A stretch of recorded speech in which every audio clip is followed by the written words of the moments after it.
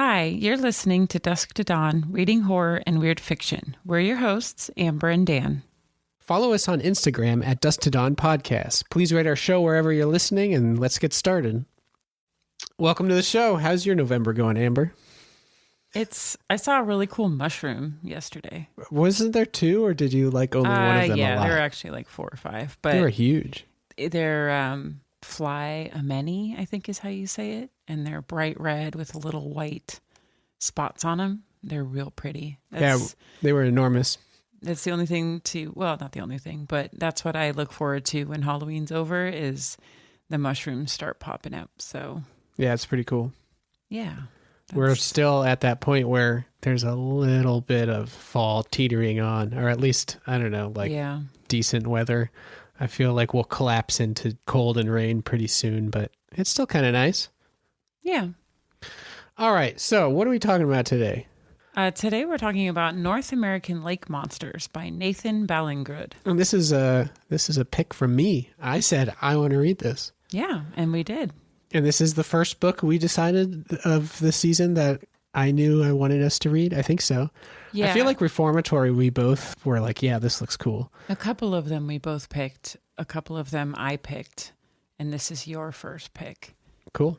Yeah. It's a short story collection. That's how you know I picked it. And it's weird fiction, which is also how you know Dan picked it. We have another short story collection coming up later in the season, which we'll get to when we get there.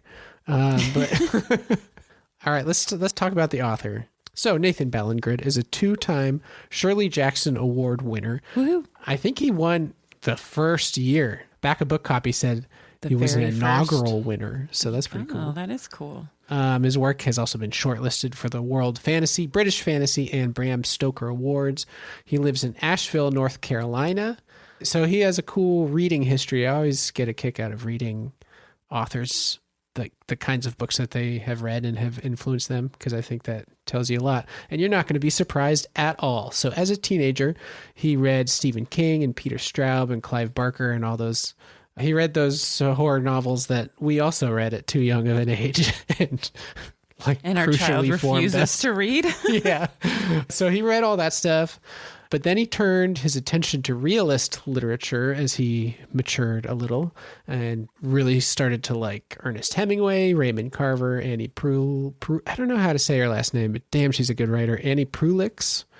There's also Alice Munro, those realist American authors. And there's a cool story about him when he was younger. I don't know, 18 or I actually have no idea. But when he was younger, he had a story published in the New Yorker or some shit. He got his first professional story sale. And then he read A Day's Wait by Hemingway, which I haven't read.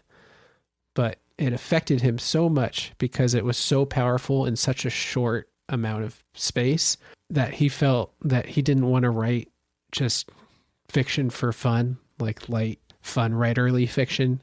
Essentially, he quit writing for a few years because he was like, if I can't write as powerfully, like if I can't write with a sledgehammer, what's the point of writing? And he didn't feel like at that point he had the tools to write in that way. And then he gave up genre fiction and fantastical fiction for a long time. He was kind of just like, why make up these pretend stories when you can write real stuff? But he got over that, thankfully. And then he combined the two. So it's really cool. I'm sure you're not surprised at all to hear that he has also read a lot of realist fiction because... Yeah, I'm not. No, it makes sense. Yeah. At least according to his wiki in his interview, he mentioned too, he didn't have academic background. So I think he just read a lot and started writing from a young age and did it that way. Cool. Yeah. Well, he's a very good writer. I really enjoyed this collection. So. I'm glad you did because, I didn't know. It. Well, even stuff, that you never know until you've read it. Yeah, this collection, it was his debut collection, but he had already published some stories. He has also written the short story collection Wounds, 6 stories from the border of hell, which we have and is really good.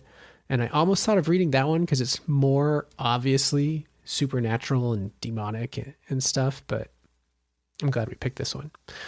He's also just released the second book in a Lunar Gothic series, starting with Crypt of the Moon Spider and now followed by Cathedral of the Drowned. And I definitely want to do a series on that when the third one comes out. They're only like 120 pages or something like that, real thin. Yeah, their covers are real pretty too. Yeah, really cool covers.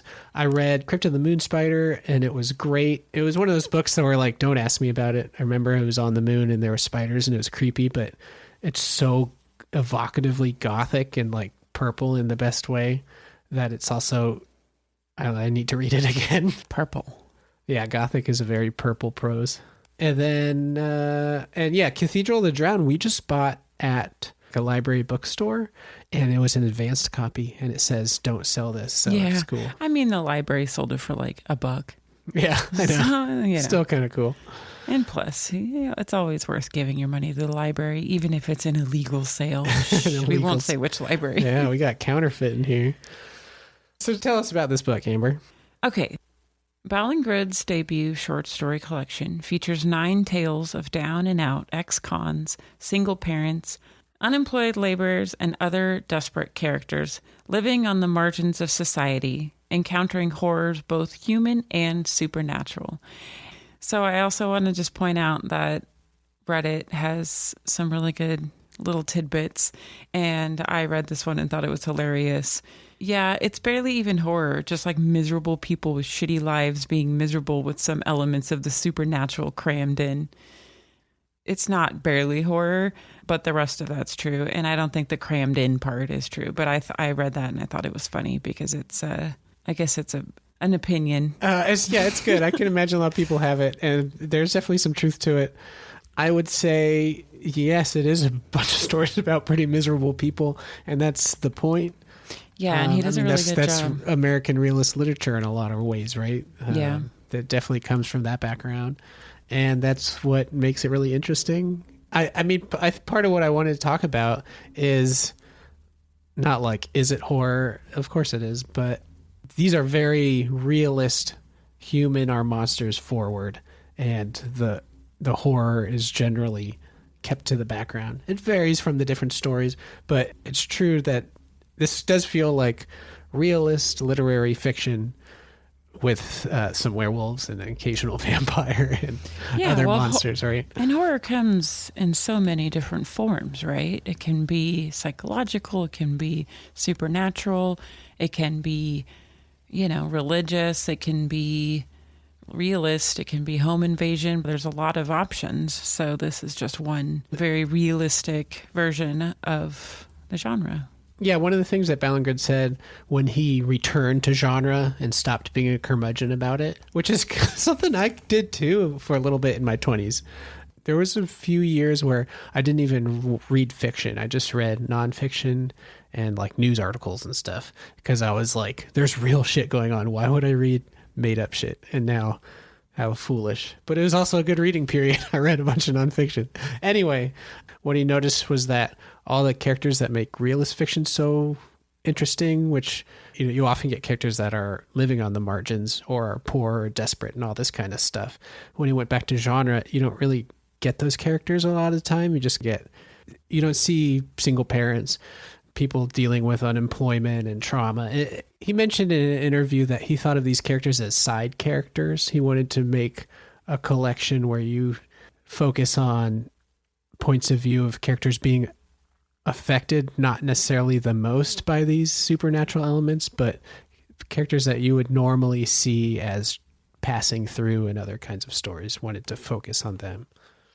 Yeah, the first story, you go where it takes you, right? Because you would think the story would be about this person who can transform, but really it's about a waitress who just happens to run into this person. Yeah, let's talk about this one, and then you'll have an idea of how weird it is if you haven't read it yet. So we open up on a diner, and this is a diner is this one in New Orleans? I know it's like... No, it's not New Orleans. It's Louisiana, I believe. That's right. Okay. And it's in an old industrial town where they get like oil rig workers coming in and... Blue collar, nice and gruff. Yeah. Pretty much all these stories are various versions of gruff living situations. And blue collar. Yeah, very much so. And I did mention too, Ballingrud also worked as, what was it, a chef on an oil rig? Yeah, he worked as a cook on an offshore oil rig, and also he bartended in New Orleans.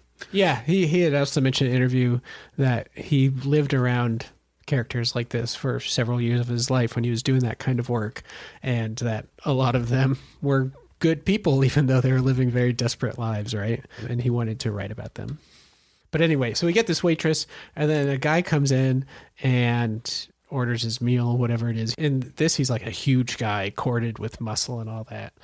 It goes back and forth between her meeting this stranger who's really interesting and talking about her daughter. She's a single mom, raising her daughter in a small apartment. And she's a young mom. Yeah, she's a young mom. And the daughter is, we just get glimpses of her, but she is a lot to handle. Sounds like there's some anger issues. So this mom is working at the diner, is really young, doesn't have a partner, and has a wild kid at home. It's just surviving. Yeah, really surviving. And we get a little bit of a glimpse of her ex-boyfriend who comes over, and you think they might hook up and maybe something's going to turn out okay. But the boyfriend ends up getting really frustrated with the daughter, who starts misbehaving in the bathtub, and he hits her. And so that crumbles away. He just leaves. And so you just get this really sad, realist literary setting of, a down and out waitress who's just really struggling. Get me out of this life feel to it, right? She's just doesn't complain, and she doesn't get angry at her kid and stuff. It's just like, well, this is how it is. So here we are, and just going to do day by day and survive.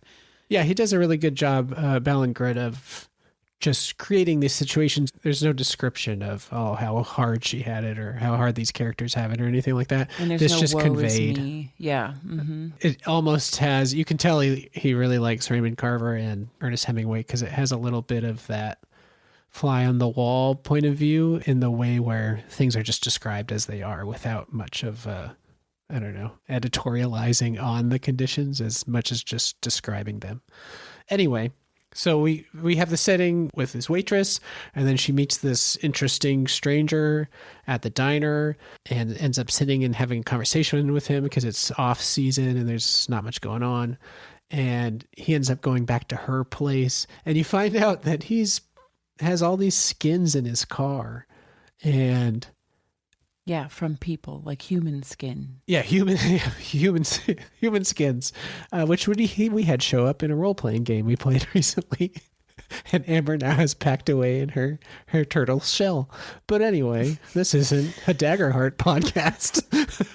So he has all these skins, but what's weird is he's really nice. And even though he's big and corded with muscle, he's very gentle. And when he interacts with her daughter, he doesn't seem annoyed by her being there or to be angry or imposing with how big he is. He seems to be aware of how big he is and is just good around the kid. And so they're having conversation, and he's over at her place and things are going well. And he says, I want to show you what's in my car, and brings her to his car and just shows him boxes with people's names on them. I think in the story, were there people's names on them?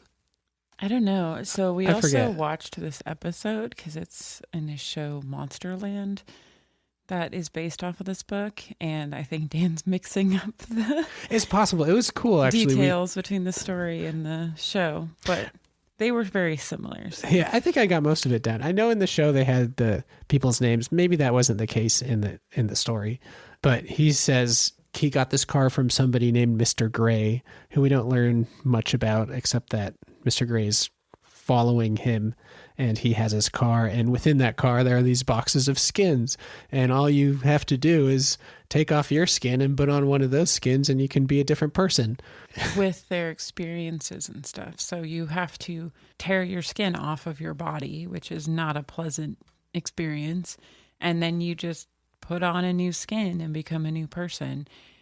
And that's definitely a horror element, but it's also it's an idea that I think a lot of people, especially like Tony, the waitress, in this situation might and often have, right? You're in a hopeless situation and all you want to do is dream about living another life, being a different person. Yeah, and he even changes his skin in her apartment. And he's so polite about it. He's not creepy or anything, as non-creepy as you can be with a bunch of skins. But he's very forward with her, and he says, I have these skins from this car I got from someone else, and you can change who you are, and that's okay. And she's like, are you going to take my skin? He's like, no, not at all. Like, this isn't weird. So he changes his skin. And he becomes a woman, which is cool. So he can switch genders too. It's not... But then the turn of the story, the ending is so cool. And this is really representative of this whole collection, I think. It taking you often to the monstrosities of the purely human. So what happens is she has this encounter with this guy who's like, I can literally change my skin and become different people. And so the idea gets in her head of living a completely different life. I feel like in another version of this story, a more traditional version, it would end up with her maybe also taking a new skin. But no, he's just out of the picture now. And she takes her daughter in the car and drops her off at an apartment or something. No, at a rest stop. Rest stop. That's right. They stop at a rest stop, and her daughter wants something to drink. So she's like, yeah, sure, I'll get you a Coke. Gets her daughter a Coke. And then while her daughter is outside drinking it, gets in her car and leaves with the intention of just drives away, just feeling free and moving on, leaving the state. And so it's like, oh, damn. Okay. And that is a really great opening to the collection, I think. It was really powerful and surprising, too. Like, wait, what? You just left your kid on the side of the road? Why would you do that? Yeah, I'll read the last two paragraphs here. So Tony is the waitress again, and then Gwen is her daughter. Tony starts away. Gwen watches her mama as she heads back to the car and climbs in. She shuts the door and starts the engine. Gwen takes another drink of Coke. The car pulls away from the curb, and she feels a bright stab of fear. But Mama said she was coming right back, so she will wait right here. Tony turns the wheel and speeds back out onto the highway. There is no traffic in sight. The sign welcoming her to Texas flashes by and is gone. She presses the accelerator. Her heart is beating. Yeah, so messed up. What's it like being a mom, reading a story where a mom does something like that? It's heartbreaking because being a mom is exhausting, right? If your kid's around, you have no space. Like, it can be so exhausting. I feel like our son's pretty good about it too. Yeah, because he does it to me. As soon as he comes home from school, it's just mommy, mommy, mommy, and just follows me around like a lost puppy. I love it, but it's exhausting, right? And if you're in a position too where just life is beating you down and you're alone, you're single, your kid's acting up, it's a lot. So in this weird sense, it's completely understandable how she would feel that way, but it is also just shocking that a mom could do that. Yeah, I think this collection is really good because it makes you empathize with characters who disgust you in some ways. I mean, I wouldn't say not it disgusts me. If you think so of sad, it breaks my heart, that there are people out there who have done that. And also it's interesting too, because in the show, she puts the kid in the back of a really nice car with money, which brings me to thinking about Frankenstein, right? It shifts how the story portrays the mom, right? In this story, out of the collection, it's pretty cold-hearted seeming. She just leaves her there with a Coke thinking her mom's going to come back. Yeah. In the show, she's asleep and like in a nice, wealthy person, seemingly wealthy person's car with a wad of cash. Like, here, I can't take care of my kid. Can you? Is very different, leaving your kid at the doorstep of a fire department because you feel you can't take care of them and you want someone else to do it, who's more, in your mind, able to, is very different than leaving your kid by the trash, or on the side of the road in this case. And that makes the sympathy level drop drastically. So that was a very intense beginning, especially with having a kid be abandoned, and you're like, oh, okay, we're going in this heart. Yeah, so it was cool because you got this character who comes in and can change his skin and all that, and then this ending is clearly related to that. Her leaving her daughter is putting on a new skin, right, as a free woman in a sense, but it's not deliberately tied to that man. It was just his effect on her led to this decision, which is, if you like that kind of a story, then you'll like this collection because it's pretty much how they all run. Yeah. But what's cool is while that theme is consistent, and I think like the Reddit post Amber read, there has been some criticism of, oh, these are just literary stories with a little bit of horror. The variety of settings and down and out situations these characters are in has a lot of variety.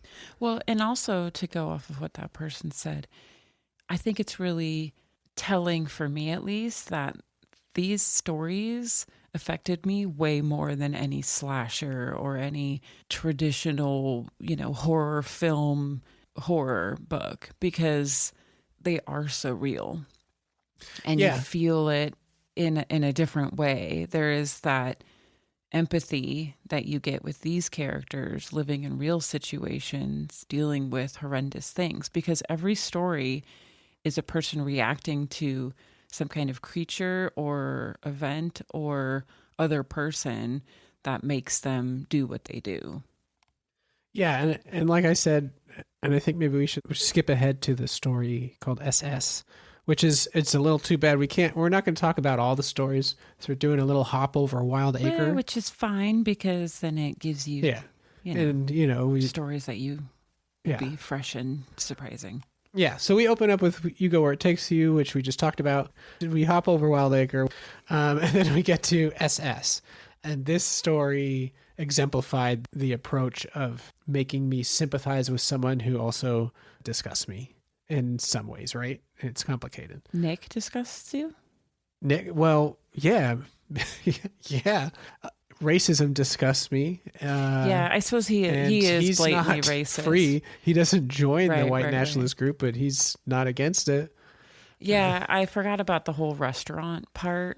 Yeah, for a second there, I was just thinking about how they were like trying to coax him into this like fascist group. I guess we're getting ahead of ourselves. Yeah, so the story's called SS, which right away sends off some signals, and it doesn't muck around or anything. It takes place in New Orleans. The main character is Nick, and he's a white dude. I don't know, young 20s. I don't know if they ever mention his name. I don't think they do. A young guy. Yeah, he's a teenager. I think he's in high school still. Oh, that's right. But he dropped out high school to work because his mom. Yeah, his mom's got some real issues, which we'll get to. But it opens with him working in the kitchen, and he works in the kitchen with two black guys, and it's like... in a Cajun restaurant owned by... yeah, I forget. Not a Cajun person. Right, yeah. So that's... like a very un-Cajun-like person who keeps the air conditioning running in the front for the guests, but leaves the kitchen hot, and it's crammed and stuffy and all that kind of stuff. You can tell that a very pleasant place to work. Just, I don't know, a hot, crammed New Orleans kitchen, right? And you can tell that the people in the back get along fine because they're working together, but it's definitely Nick and then the two other black guys who talk to each other, and Nick is sort of there, and there's definitely some simmering tension. And so they're in this restaurant off the end of the Bourbon District, which he thinks of as the Fag District. Oh, sorry. And the owner is an overweight, meticulously tidy man named Barry Bright, a failed car salesman from Idaho, and about as far from an actual Cajun as it was possible to get. Yeah, so a mix of people who would not be friends outside of their job, for sure, and are hardly tolerable of each other in the workplace, and too. Which is believable, right? Right. A lot of times you end up working with people that you might not necessarily get along with outside of work. I mean, right away we find out that the main character, he describes Bourbon Street as the Fag District. They have a conversation about how one of the chefs is having another kid and he's going to have to work even more hours. And Nick says, I mean, maybe if you didn't have so many kids, you wouldn't have to work so many jobs. And they're like, look at him and they're like, white boy, don't fuck with us. So there's definitely some tension there. And he gets nose to nose with one of the coworkers who gets really pissed off at him for saying that. So we learn right away that there's serious racial tension. Yeah, there's some issues going on. And then Nick ends up getting a call while they're at work from his girlfriend, Trixie. And this is really the crux of the story, his relationship with Trixie. He's into her. And I get the impression that he's kind of amazed that he's into her. I mean, or that she's into him, maybe. Or sorry, that's what I meant to say. That she's into him. He feels like I could have they're not boyfriend and girlfriend, but she's calling him at work. And what does she say? I don't fucking remember. Did she ask if he's going to the meeting? Yeah. So it's implied that something negative happened with him and this group that she's in, and she calls and wants to come over and talk about it, and he's hesitant but finally agrees to let her come over, but he doesn't want to because his mom's home, and he's like, my mom's crazy. So the first event we find out about is that Nick and Trixie were at a bar with Derek, I think, and one or two other people talking shit, and they've got their swastika tattoos and stuff. They're like real beefy, and Nick's like, "Whoa, they look so cool," and they're trying to see if he's tough enough to join them.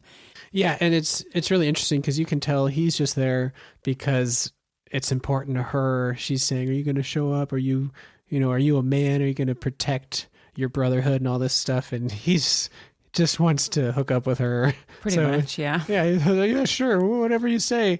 And then he goes and he meets these guys. They're not shy about being white nationalists. Like Amber said, they're covered in tattoos. And it's like, this is our brotherhood. We take care of each other. And they tell a story of how they beat the living crap out of a drug dealer who came to their neighborhood. So it has those themes of not we protect our own. Yeah, yeah, exactly. And will you protect the people you love? And you look kind of skinny. And so because of that negative interaction, he's like, well, I guess that's off. And so she wants to come over and talk to him about it. And I think encourage him to come back and join again. And then we get the background about his mom. Yeah, this is crazy. So all the lights are off in their little mobile home, I think. It's it sounds like it's a complete wreck, garbage everywhere. But the lights are off. The shades are drawn. We find out that his mom got in a car accident. Okay. I feel like it's a bit of a quiz. Yeah, she got in a car accident, was horribly injured and paralyzed from the waist down. So his father's out of the picture, sends some child support checks sometimes. And you find out that after the crash, his mom can't take any light. She has a candle on her wheelchair that she'll use so that she can sort of see when she's getting around the house. And I think it was a progressive issue with the light. Obviously, the paralysis is not a progressive. And she's just described almost as a creature, a kind of a blob, just barely living. She's given up. Hidden away from the sun, hardly comes out of her room. The place is disgusting. Nothing is clean. I mean, is barely a human. But then that image changes when you find out that part of what's happening is in the dark, she's carving off pieces of her own flesh and eating it. And it's all she eats. Yes, it's all she eats. Her own legs. So here we have a Ballingrud special served up once again where you're like, okay, there's this character who is going to white nationalist meetings and flirting with that, if not full-throated supporting it. But then you see what he's living in and what his situation is. And you can't not empathize with a character knowing those things, right? And understanding his desire to find some kind of family. And what are white nationalists really good at? Creating brotherhood. So yeah, right. Protect your own, become a brother. Yeah, become part of the family. We'll die for each other. It's awful, but and there's this really sad scene. It makes sense. There's this sad scene where, I mean, there's a lot of sad scenes, but there's this particular one where he's sitting out on his front porch and they don't even have the front lights on. So people who pass the street just see a dark, decrepit hoarder house, I think, kind of sagging into a overgrown lawn. But he's sitting outside and three black kids are walking down the street making a ruckus, and As kids do. as kids do. And he looks up at them, and it talks about how like he tries to summon up anger against them, but he can't. He's trying to be like, could I be a white nationalist? But I don't know. I'm not really, I don't hate them or anything like that, right? So there's just the flirtation between these obviously racist thoughts that he does have, but then they're not thoughts that are part of an identity to him, if that makes sense. Yeah, he's trying to It's not an force ideology that to issue. him, right? Yeah. And also within that scene, so he's sitting on the porch and it's dark and those kids can't see him. And they're, throwing rocks, being loud, doing just being loud kids. And then when they get close to the house, they kind of quiet down and hurry up, and then they get loud again once they're past it, and it's like the spooky house in the neighborhood. So he has to also experience that and sees his life from an outsider's point of view as well, and how he's the creepy house, Yeah, definitely. I had one of those in my neighborhood growing up. I did too, right next door. Same here. We called it the witch's house. Which is not politically correct anymore. We just thought of it as a drug dealer's house. I don't remember if we had a specific name for it. There were just a lot of cars parked out front and a lot of disrepair, and we never saw anyone. Whether that meant anything That's or not. the exact same with ours. They had a lot of cars out front, but I think one of the people who lived there was like a mechanic. But yeah, it was an older couple. Yeah. And I still vividly remember one Halloween they invited me in for creepy hot cider. They were really nice people. Oh, good. It's just like, it was one of the hanger-ons in the neighborhood of the older homes that just, it has since been torn down, of course, and rebuilt, because that's what you do in California, in the Bay Area. You just tear everything down and build it bigger. So I think we'll just skip ahead to how it ends up. You get this setup of him working in the kitchen, and he's out of school. He's just supporting this horrible home life, feels totally stuck, doesn't really have anyone he's attached to except for Trixie, who wants him to be more enthusiastic about a white nationalist group than he can really make himself be. What ends up happening is he ends up going and getting a gun from Matt, who is one of the other characters in the white nationalist group. And I think part of what drives him to do this is he discovers that Trixie still sometimes sleeps around with Derek. And so that immediately emasculates him, because he's like, oh, you're just hooking up with the head honcho. He starts to realize that maybe she's not so much into him as just being a lure to the group. So, he's got to man up. So he goes and gets a gun from Matt and is like, I'm going to go do something that's going to make Derek proud. And Trixie gets excited about it, and she's going to go with him. And his plan is to go shoot his black coworker who he had beef with at the start of the story. Yeah. And it's like, basically, I'm going to go shoot this guy. We know that he's out and he's supposed to get back home with his mom. He's in the car with his mom, and for some reason they know his schedule. And the whole point is he's going to go and shoot him, and that's going to prove like he's a man, right? He did something for the race, whatever. And what ends up happening is they get in a huge car crash. It's all rainy and dark, and there's an enormous crash. And part of the crash is a horse trailer spills over, and a white horse spills out of the trailer and is like injured and screaming, whatever a screaming neigh sounds like. I don't know. Hopefully I never have to find out. Ear piercing, I'm sure. Yeah. And he just looks at this horse, the beautiful white horse illuminated by the headlights of covered the in blood cars and all this kind of stuff. And he goes and he shoots the horse because he's thinking, oh, this thing is just suffering and it's so beautiful and this is awful. And he shoots the horse, and Trixie's screaming and all this kind of stuff. Yeah. Because she's like, what are you doing? She's like, we gotta go. We can't be here when the cops come with a gun. And he shoots the horse and then just walks home. Yeah, then that's the end of the story. He's like, fuck this, I'm going home. And I really liked the ending because it felt really telling in so many ways with such little detail, right? Like he survives a car accident, just like his mom, but he's okay and sees something that's not this horse, and he's just like, fuck this, I'm gonna end its suffering. And so you wonder, okay, he's walking home with this gun. Is he going to go end his mom suffering too from her car wreck? Oh, I didn't think about that. Interesting. Does he just give up on this white nationalist thing and say, I'm just going to be my own self or whatever? Really What's nice is that it is truly open-ended, kind of like what you were talking about with the adaptation of the first story. There could have been a note of hope, like, oh, maybe he'll become a better person or something, but there's none of that here. It just ends. It just depicts. He's walking home with a gun, so I don't know. Yeah. Maybe he just hasn't ditched it yet. And he decided racism was bad.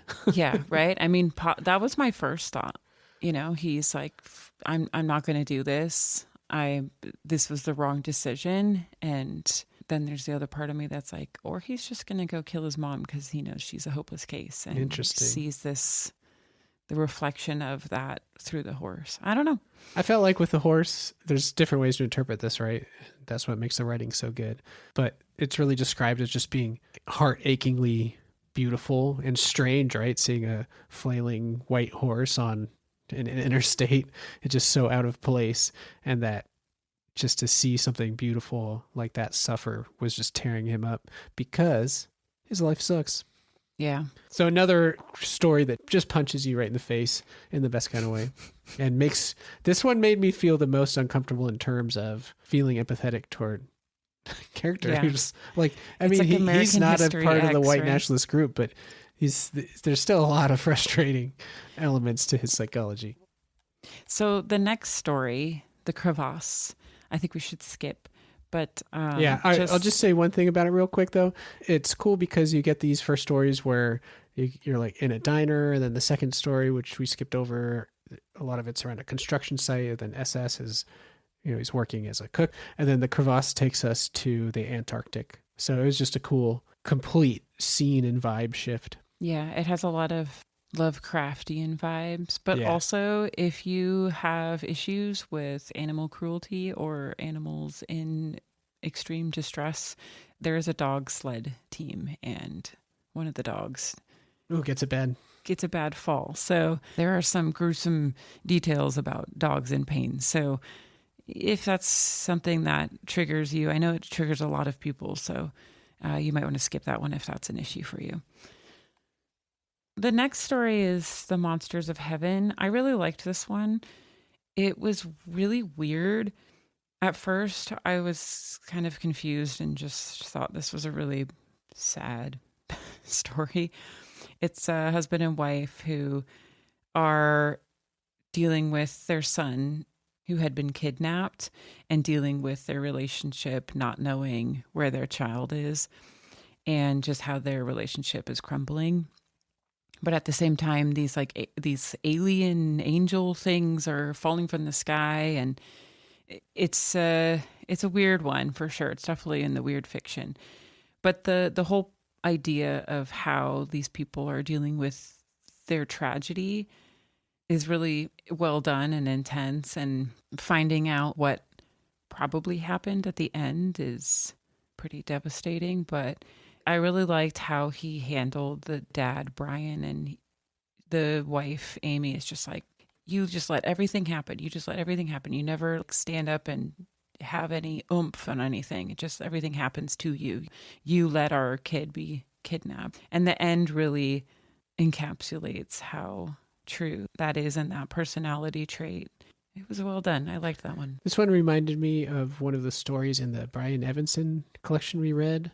You can find that on Songs of the Unraveling of the World. But there's a story in there about a dad whose daughter has been kidnapped. Maybe it's weird, but the daughter is missing. That was a great story. Yeah, I can't remember the name of it right now. Very different than this. Yeah, a lot of different, but also the premise of a child is missing, and the dad in this story is just like is a total shit, and has similarities with that other character, less paranoia and more letting travesty happen around him. I mean, his wife is openly having an affair, and he just watches TV and drinks, happen. Right? Yeah. To go along with the Brian Evanson story, both characters, both dads, you watch as your empathy shifts for them to against them, in a sense, because you feel so horrible for them. Oh my God, you lost your child. I can't imagine what you're feeling. And then watching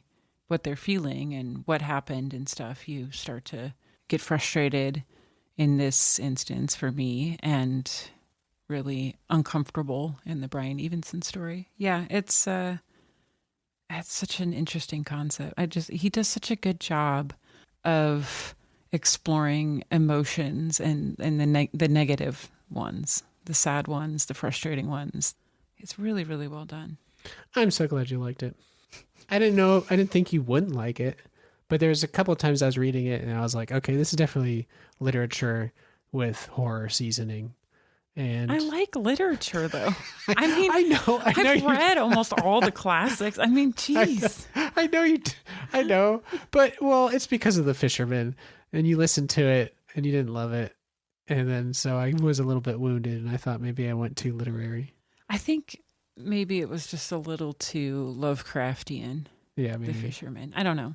I didn't hate it. Yeah, I know. But I was really excited about it. And you're like, yeah, that's cool. Frankenstein. You didn't Frankenstein hate it. That's good.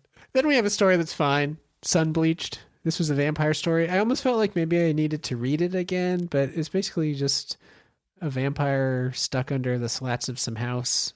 It's a boy with daddy issues. Yeah, it's fine. It was sad, but I felt it was maybe one of the weaker stories. You know what's interesting about it being one of the weaker stories is that the horror is not in the background here. It's established right away that this is a vampire into the house. So it's almost like he writes a story that is more genre and horror forward, and it seems like it's weaker against the more human forward stories in the collection. Yeah, that's a good point. And I feel true for this story. It was good though. I enjoyed it, but it didn't have that punch you in the gut aspect as so many of these other ones do. Yeah, that's true. All right, so we're not going to go over all of them, but I say that, but looking at the last few ones, they're really good. I mean, let's skip over NAML. The North American Lake Monsters. Oh, right. This is like the collection. The title. A really cool story about a mean dad. Again, your sympathy, at least for me, shifted from feeling bad for him to highly disliking this person. Yeah, the main character is 3 days out of jail and is reunited with his wife and daughter. And it's just a big jerk. But it's sad too, because it's very clear that a lot of his negative attitude and posturing comes from being in jail for, I think it was 6 years. And his daughter stopped visiting him. Yeah. And so his instant reaction when they do something that he doesn't like is to puff up and get tough, because that's how you survive prison. And that's what you need to do. And he starts to recognize that a bit. But I think it's also just part of his personality. Yeah. So. Yeah, a very tragic character. And they find a monster by the water and it's cool. And it glows in the dark. So that's a fun one. I like that. I'd say the next story is definitely the weirdest in the collection. Oh, I think it was my favorite, The Way Station? Oh, yeah? Why don't you talk about it a little bit? So sad. So it's a homeless man who's staying in a shelter for the night, and he's trying to sleep and starts to freak out because he feels like he's leaking water. And so he goes into the bathroom and sees that water is just like leaking out of his face. And he opens his shirt and sees a big hole in his chest. And within it, he sees the streets of New Orleans. Like, what? Very cool. Odd. But you can visualize it, right? And it talks about how it's like a square cutout. This is when he's looking at his chest after he's opened his shirt. He places a hand over the opening and feels water splash against his palm. Poking inside, he encounters sharp metal angles and slippery stone. And then I cut a little out. The hole in his chest reaches right through him. Gas lamps shine blearily through rain. Deep water runs down the street and spills out onto his skin. New Orleans has put a finger through his heart. And it's just such beautiful description.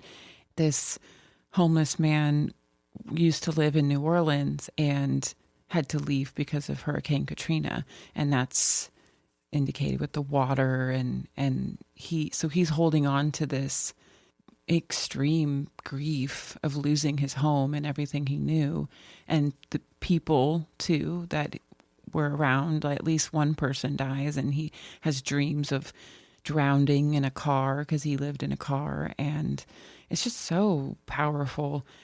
And I just thought it was so visibly beautiful with the imagery of holes and water pouring out of his body. Like, what is that? That is so surreal and like Salvador Dali feeling to me, but then also just so sad.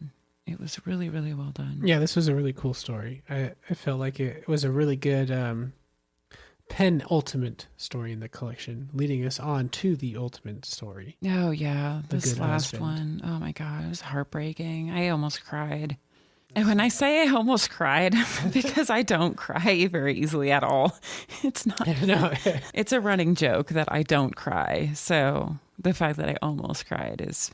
Well, you cried because powerful. of when you do cry, it's because of issue within reality, which these stories do so well at depicting. In this story, the good husband, the setup is essentially that this guy's wife goes into the bathroom and commits suicide in the middle of the night, wakes up, takes pills, slits her wrist, She's in dies. the bath, yeah. And the thing is, he heard her, he went in there, he sees her, and then goes back to bed. He sees her twitching. Yeah. About to die. Yeah, and then goes to sleep. Similar to how when you went into labor, you're like, babe, I'm going into labor. And it was like 3:30 a.m. So I was like, oh shit, I better get some sleep then. I went right back to bed. Very similar. So you feel guilt. That's good. So he just goes back to sleep. Well, he doesn't just go back to sleep. I mean, he thinks about it. Right. He makes a conscious decision Yes. to let her die. Correct.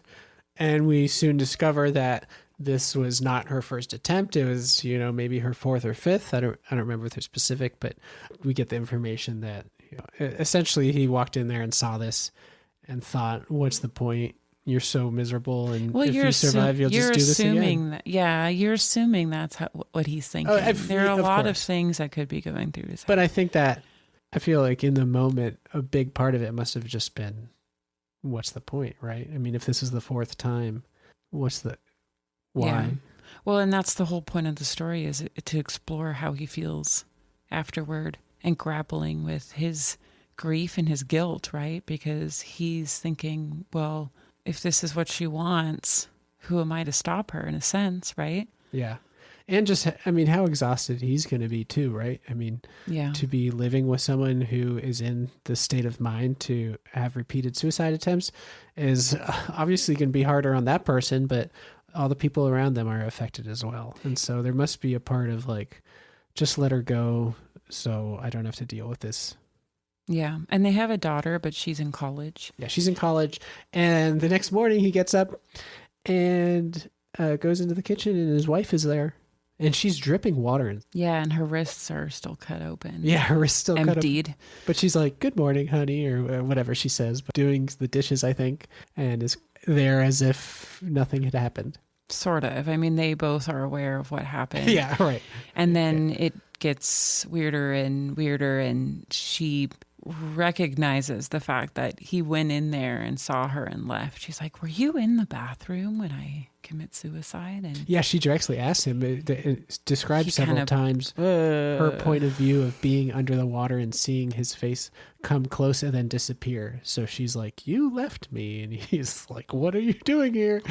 So it's really tragic because she does this, but also from his point of view, he's tired. He doesn't know what to do. He thinks it's just going to happen again. He's giving her the ability to make this decision in a sense, but then is racked with guilt about it. And his daughter gets she comes home at the end.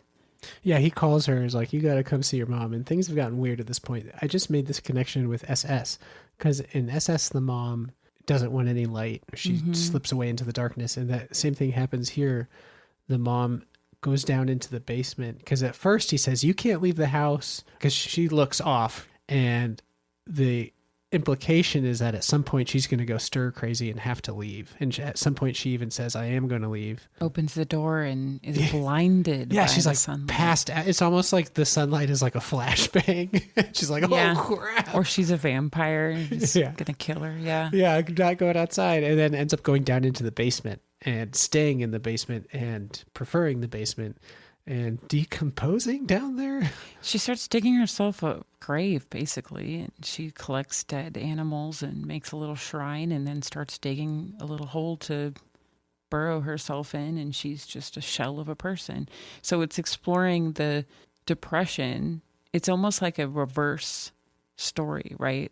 She dies at first, and then we watch her disintegrate Die again. into the depressed shell that she became. And they talk a bit about her dealing with the depression before in the past, and how the daughter had found her after she had made an attempt, and also her just being frustrated with the fact that she's like, I don't know why I'm like this. And it's very clearly a mental health depression issue, not like a tragedy sparked this in her. But is it because the daughter left the home, empty nest, taken to the extreme? I don't know. But Our son is only 7, and I sometimes think about how I'll be hit by emptiness so hard. I know I will. yeah. Who knows? Maybe once he's a teenager, I'll have different thoughts on that. But sometimes there have been times where I'm like, I only have, 12 years before he moves out. But when that day Let's comes, not it'll be talk hard. about that. I know, right? My baby. But what really hit me with this story is that the dad calls the daughter, is like, come home from college. And at first they had agreed that she wouldn't. She has been pulling away and used to visit, I don't know, twice a year or whatever they said, but her visits are more and more seldom. And you can tell she's been traumatized by her mother's suicide attempts and is essentially probably doesn't want to be around because it's awkward and not a good state of mental health, right? Yeah, difficult. So she's been pulling away, and spring break is coming up, and had told her parents she wouldn't be coming home. And he says, actually, can you please come see your mom?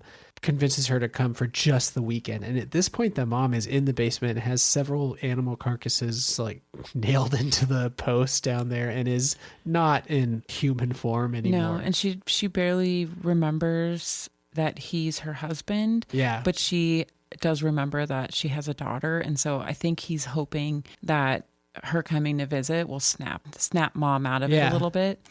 And I think he might also be thinking that she might be dying, and this might be the daughter's last chance to see her mother. Not thinking, hey, maybe you shouldn't see your mother in this dying again this form. And the daughter even says, like, I don't want to come home. Did mom attempt suicide again? He says yes, and she's just like, really I don't upset. want to do this. I don't want to be affected by this. Yeah. But ends up coming anyway. And then, as the short stories are, it ends shortly after, like, okay, time to go down to your basement and say hello to your mother. And you're just like, oh, shit. She freaks out and runs away, and she's just like, Dad, no, no, no. Which makes me wonder if it's really morbid, but I wonder if he had her corpse down there. If like this was his mental breakdown, that he envisioned this whole journey of dealing with her after the fact and dealing with the guilt, like him dealing with his guilt and grief and all the things that he's feeling and going through those steps with her body, Yeah, I don't know. I read all these stories. I took all these stories totally at face value. Like Same. Everything that was mentioned, I assumed as being Oh, there. like literally true. Like, yeah, So literally. she was, like she did come back from the dead. Yeah, I Interesting. could totally see that reading, but it didn't occur to me. I read these as I think I just in my brain was like, oh, this is weird fiction. So weird stuff is happening. Yeah. This is happening. I read it like that at the time, and then when I went back and thought about it, Yeah. like right afterward, I would stop after every story and take a couple notes, and Yeah. then I would think about it and say, okay, well, what could this mean? And that was what I came up with, that one. But that one was really powerful. I felt like he really had a good sense of what dealing with suicide is like. It made me question things. So, all right, let's should we move on to what you thought of it? I mean, it's been coming out the way we've been speaking, but we skated over the nine tales, some more in depth than others, but overall, what do you think? I thought it was great. It was definitely a journey through the different stages of grief and hurt and pain and broken families. It was one that I know is going to sit with me for a while. There was a lot of sadness in this. I'm glad I read it when I'm in a positive mindset. Yeah. But I think if I was in more of a depressed state, I would have felt seen in a sense. So I feel like even if you're struggling, that this could actually be still a very powerful book in a positive way. Yeah. It was very beautifully written, and I feel that even when there was little dialogue, what dialogue there was portrayed a lot of emotion in just few words, and you could see the characters' reactions and how they would say things and how their faces would be construed off as they say something positive, because you know that they're placating, like those kinds of emotions came through so well for me that you didn't need to be told the story. It told itself really, really well for each story. I'm definitely going to read more of his stuff. I really, really liked this book. Cool. Like I said, we have his Wounds collection, which I think the second half of it it's 6 stories. And I think one of them's a novella about pirates in hell or something like that. Oh, cool. It's your turn. It is my turn. What did you think? Of course, I liked this because I recommended it, and I recommended it because I had read, I think, the first 3 or 4 stories, and I really liked them. Maybe that was a year and a half ago. This is one of those authors who came up when we first started the podcast, and I went on Reddit and searched for a while on like who are the best literary horror writers, and his name came up a lot. And then I read a few stories of this collection and a couple in Wounds, and they were just really good. And then I read the Crypt of the Moon Spider, which is the first of his Lunar Gothic trilogy, and that was also really good. So I was thinking while I was reading it that it's very low horror in the sense of basically ripping off the low fantasy label there. I don't know if it's a label people use, but low horror in the sense where the horror is definitely in the background. I don't think that makes it not horror, but if you're in it for more of the escapism of slashing and monsters in the forefront, it's not going to provide you that. But what it does provide you is some food for thought. A lot of food for thought. And like I said, I've said a few times, I wasn't totally sure if you'd like it. Not because it's like, oh, literature and you don't like that. You just read trash. But I know short stories aren't your favorite. I just read trash. Shit, man. Trash like Digging Ulysses deep. S. Grant biography by Mark Twain. It's been a while. What? Ulysses S. Grant biography by Mark Twain? Yeah. Oh my God. What? Did I say it wrong? Yes. First of all, this is autobiography. Well, but Mark Twain wrote it, so wouldn't it be a biography? No, Mark Twain did not fucking write it. He helped him? He was his editor. I don't know anything. He got it published. He was his publisher. Absolutely wrong. Trash like that. But all I'm saying is I'm glad you liked it. I really liked it. I want to read the full Wounds collection, and I definitely will be checking out his other work. He has other books I didn't mention because I don't want to read every author's entire backlog, especially if they've written a lot. But I think he does a lot with cosmic horror and stuff like that. So I will be looking for more. And what you been reading? Oh, that was abrupt. Yeah. Well, I don't know. I could ramble on, but I liked it. It was good. So I read, well, I had mentioned one or two of these already, but I finished Cannibalism, A Perfectly Natural History by Bill Schutt. It was funny. I enjoyed it, especially when he started talking about humans. It got pretty funny, and it made me extra appreciate the mom in the SS story here because she was committing cannibalism. It's a science book. It is 100% nonfiction, and it is Really interesting read if you are into science books. If you are not, it probably would bore the snot out of you. But I was really excited because he mentioned Titus Andronicus, which is my favorite Shakespeare. So I got a little woohoo out of that. I also read another nonfiction. I think I had mentioned after Halloween, I want to read some damn nonfiction, and I've done that.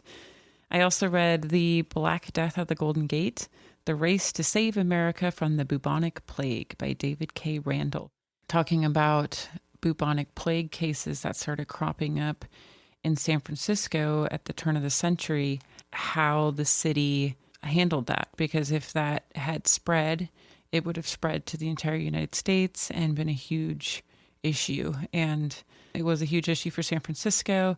Lots of racism because it started in Chinatown, so true to American history. But really interesting story. I feel like I must have heard about this in school growing up, but it didn't stick. I don't know. It was a really cool read. So if you like California Bay Area history, definitely read it. If you like reading about plagues, definitely read it. And then I read one short story collection, The King in Yellow by Robert W. Chambers. Finally got around to this one. It's been sitting on my TBR for a while, and it was fine. I don't know. I listened to it, and maybe that was, sometimes I feel like there are books that just should not be listened to, and I think this was one of them.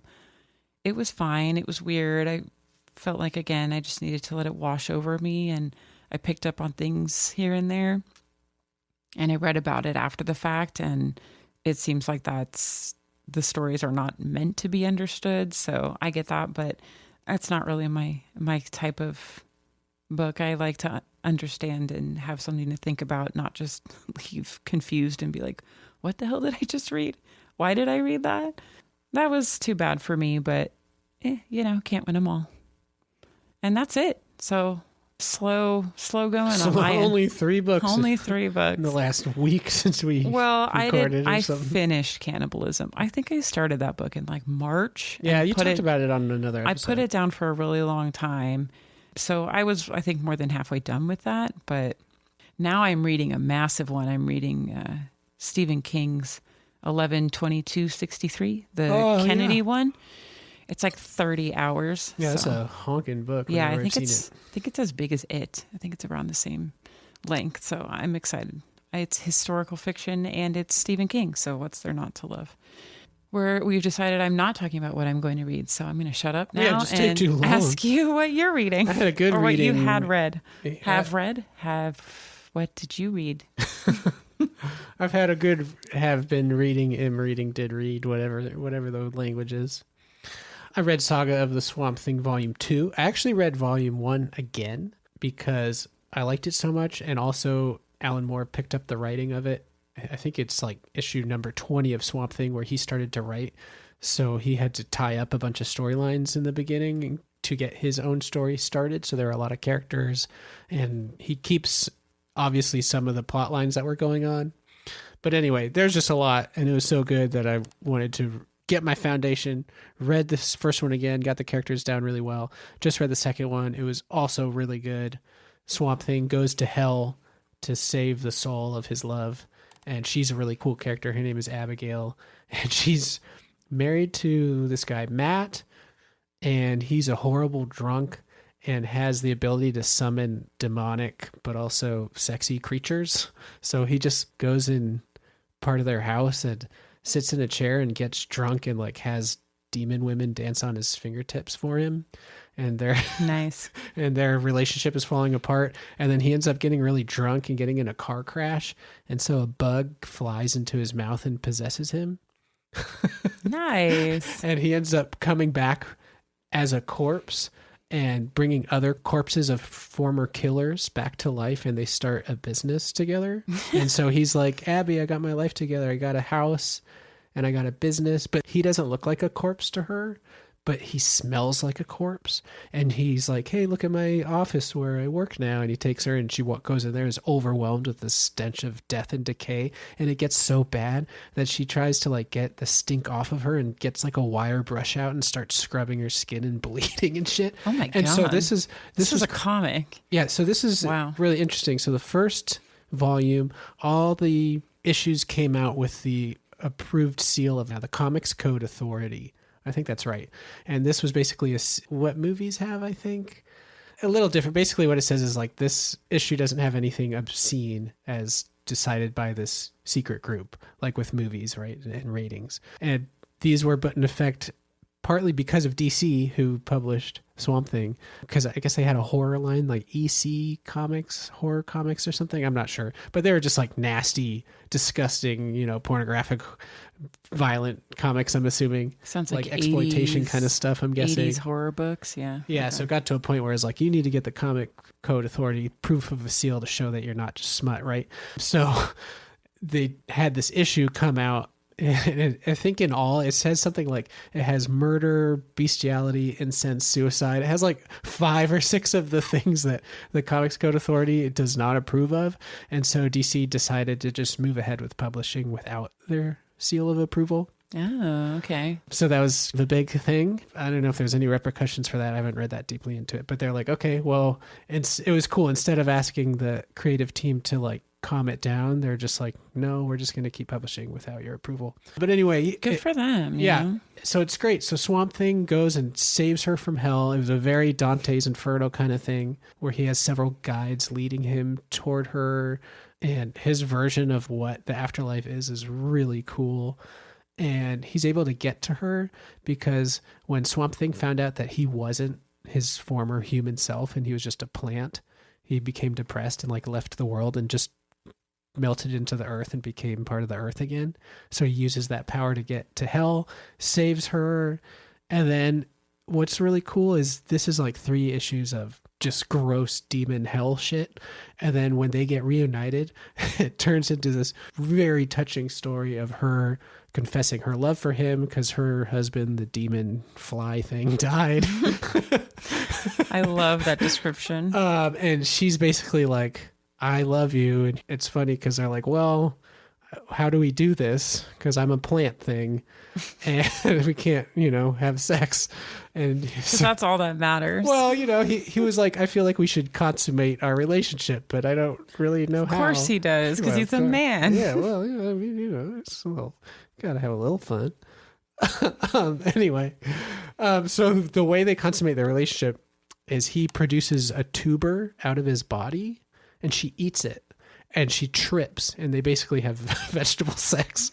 Like they don't. Oh my god! And she's like through eating it, she has a psychedelic experience where she sees the world the way he does, where it's like basically trippy and plant-like, and there's vegetables, and it's just this really cool. Apparently, it was I forgot the 2 artists' names. Really amazing artwork, but it was apparently their favorite issue to draw because it's just super trippy. But it's also really cool because it comes out of this horrific hell scene to just like a really touching vegetable sex scene. And he's just one of those amazing writers who goes to every spectrum of the emotion, doesn't just stick to one for too long. When did he write this? This was the 80s, 85 or something. I don't know, something like that. So it's really good. I love it. Also, I'm halfway through a collection that works really well with North American lake monsters. This is Jesus' Son by Denis Johnson. He wrote this, I think this came out in the early 90s, 92. He did the whole, he was a writer. He was born in Munich. I'm a writer. Well, he was like an American canonized writer because he went to the Iowa Writers Workshop and took classes from Raymond Carver. So... You know what I'm saying? Like he did the thing. He's a writer. He's a writer. He's really good. He spent most of his 20s addicted to drugs and alcohol and did not. He's definitely a writer. Did not get much writing done. He ended up moving back home with his parents in Scottsdale, Arizona to sober up and find direction. And then he ended up writing. And this collection, Jesus' Son, is based on this song or inspired by a song by Velvet Underground called Heroin. One of the lines is when I'm rushing on my run and I feel just like Jesus' son. And these stories are about hardcore drug users. They make the North American lake monster characters look like they're doing just fine. Is it like Fear and Loathing in Las Vegas? I think so. It's a little, and it's interesting. Like I was telling you about there's a story where two main characters both end up going home and taking heroin, but one of the characters dies because he was never able to find his girlfriend, so he didn't have to share his stash, so he overdoses and dies. But then in the next story, that character is in the story. So I think it's, I don't want to say shared universe. Episodic? Oh. But shared characters, shared settings. So the stories are connected. And at least so far, and it probably will be the case for all of them, I think they're all about junkies and often homeless people. There's one crazy story that this guy is going to someone's house to pick up pharmaceutical opium, and he meets a friend outside who tells him that he accidentally shot their friend inside, and their friend's inside is on the couch with a bullet in their stomach, and he's kind of like, I think I'll be okay. And the character's like, you gonna try to go to the hospital? And they point out the window and they're like, look at the car. And they had tried to get him to the hospital, but they sideswiped a shed in a way that the car knocked the post holding up the shed so that the shed fell on the car, and now the car was holding up the shed. So the car is stuck. And then the main character's like, whatever, it's okay. I'm gonna take you to the hospital, because he drove there and had his car. He's like, I'm gonna save the day. I'll save this guy. And on the way to the hospital, the guy dies, and so they're like, fuck this guy, kick him out of the car, and he instantly doesn't care about him anymore. And just a bunch of degenerate stuff. I mean, there's the first story starts out with a character talking about all the different people who sold him different drugs. And again, it's done in a respectful literary way. It's just showing these just horribly desperate characters in situations that are tragic, but also has a lot of black humor in it. So, I love black humor. Yeah, a really good companion to, like, and the stories are all short. The whole collection is, I think, under 200 pages, and each story is, I don't know, 5 to 8 pages or something like that. So that's really good. And then the last thing is something that I'll probably talk about reading occasionally for the rest of my life, but I started digging in again at the end of the night to the history of the decline and fall of the Roman Empire. Oh, so I was going to say the Bible, and then I was like, oh, yeah. I did read the Bible the other day. I could tell you. Do you want to hear this little? It's kind of funny. Sure. I read the first 3 chapters of Romans. This was maybe yesterday, but on Goodreads for the past week, it's weird, but they've been saying, since you like Paradiso by Dante, the second volume of the Divine Comedy, you should read Romans in the King James version of the Bible. And I was like, what? Ooh, King James, yeah, gross. It's like specifically said, the King James Bible version of Romans, because you liked Paradiso. And I was like, that is weird. And so I decided to take this nothing weird algorithm thing, because I have ADD. And I was like, I'm going to pretend there's a meaning behind this recommendation. There's a connection. So I read the first 3 chapters of Romans, and it was, I don't know, I didn't get any weird, like there's no message to me. God didn't speak to you. But I Romans. did encounter my favorite line. Is Daniel not in that story? There's no Daniel. No, this is the Apostle Paul talking about how it's okay for non-Jews to be Christian too. Like, chill, it's cool. But he also has my favorite line in it. It's funny because he's like, it's cool. It's to the Romans, like talking about being Christian and all that. And he's like, it's cool. We can bring in new people and not be so strict. But if you don't believe in God, you're so awful. And it has the Jews line, do believe in God. But it has the line where he's like, to like speak of pagan deities and not be a God-fearing person, etc., is to speak from the your throat is an open grave. There we go. He's like, oh, that's a cool line. Yeah, it's so cool. So fucking hypocritical though, because I mean, this is what, like, right after Jesus died. So hi, you weren't Christian like 2 days ago. The fuck? Well, the whole thing is like, you guys don't understand. You don't know what's going on, and like, it's cool. Well, we can introduce people to Christianity, and like, we're not upset with you for being ignorant, but because you're ignorant, you are like the scourge of God's anger. Anyway, I'm ignorant about all that stuff, so I shouldn't comment on it too much. And then back to the history of the decline and fall of the Roman Empire. This is probably like a lifelong project, because I pretty much just read this at the end of the night to fall asleep. So it's anywhere from 10 minutes to half an hour, or 2 minutes if I'm really tired. This was written during the Enlightenment in 18th century. Edward Gibbon wrote it over a period of 12 years. And depending on which volume you have, it's anywhere from like 1,200 to 3,600 pages long. And it's really cool because he's famed for a couple of things. First of all, he was an amateur. He like didn't do this through school. He just read a bunch, I think. I mean, I think he was educated, but he didn't do it through the strict academic route.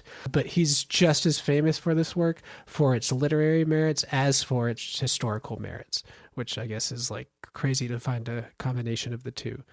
So it's really cool. It's a lot of fun to read. It's very long.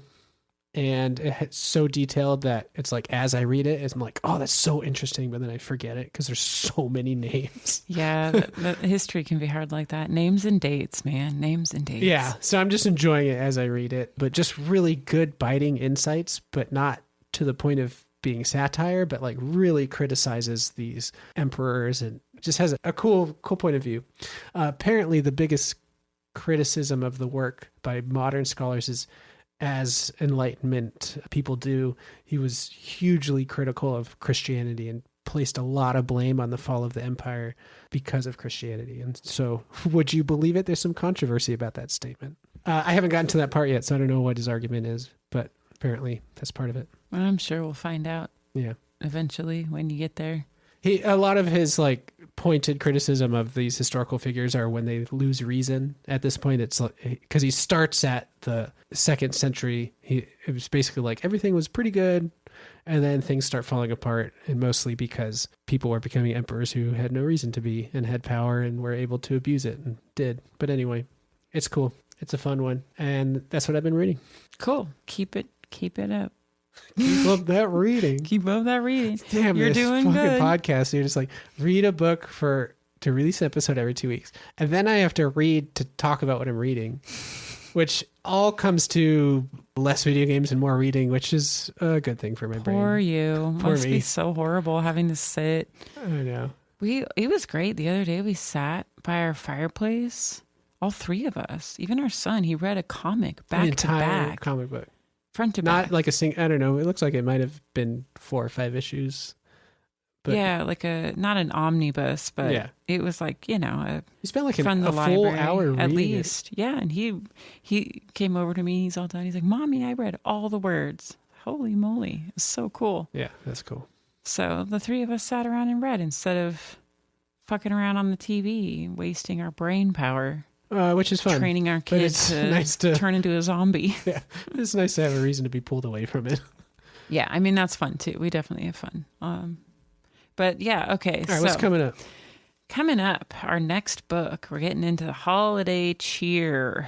Candy Cane Kills by Brian McAuley. This is part of the VHS series. It's the second book. There is a sequel to this book. I don't know. I haven't read it yet, so I don't know if it's like a continuation or just another book, but we're not reading the sequel. We're reading the first one. And I've heard it's really good. We're also reading it for our Horror Writers Association chapter book club book for November. And one person in our group already finished it. I think he said he finished it in 1 or 2 sittings and loved it. So I'm really looking forward to that. And come on, Christmas slasher. How can you not be excited? And then we're going to read Krampus, the Yule Lord by Gerald Brom. Brom keeps popping up in my world, and I have not read anything by him yet. So I'm looking forward to this. And of course, Krampus is very cool. I have a friend in Austria right now, and I'm hoping he's going to send me lots of pictures of Krampus parades and festivals and stuff. So, and I think there's actually a Krampus that's going to be coming to Portland, and you can take pictures like with Santa Claus. Yeah. So maybe we'll do that. And then it's January, and we have a special treat. We're doing the month of Rosson in January. So we're going to start out with reading Fever House. And since I've pretty much told you what we're going to be doing in January, might as well tell you the next book will be Devil by Name. So we're going to read the 2-book series in January. I love a 2-book series. So thoughtful. 3 books is like, come on, man. 2 books, perfect. Yeah. Well, we'll see if you agree after the fact. Yeah, I guess so. It's exciting because Rosson is a Portland local, as well and hangs out. I don't know if he hangs out, but he goes to Broadway books a lot. And when he just came out with his new book, Coffin Moon, he posted that he went to Broadway books and signed a bunch of books. And so I went, of course, and picked up, I think we had Fever House already, but I picked up Devil by Name and Coffin Moon signed copies. So that's always a fun little treat. So that's that. Lots of reading coming up and lots of Christmas cheer. Yeah, I'm excited for some Christmas horror. Have not read any ever, maybe. I don't know. There's got to be some story out there that had a Christmas setting, but you know what I'm saying. Yeah, I don't know. I'm sure like Santa Claus getting... Nightmare Before Christmas? Oh, yeah. I have read that book. Well, it's more of a poem, I suppose, but... All right. Well, thanks for listening. You should read this book. I guess we've been talking about a lot of books. Read North American Lake Monsters and check out our other episodes. We'll see you next time. Well, if you've made it this far, then we didn't scare you off. Thanks for listening to Dusk to Dawn, reading horror and weird fiction. Please rate our podcast, and if you like, follow us on Instagram at Dusk to Dawn Podcast, which is also our Gmail address. Tell us what you liked or didn't like about the show, and let us know if you have any book suggestions. See you next time. Bye.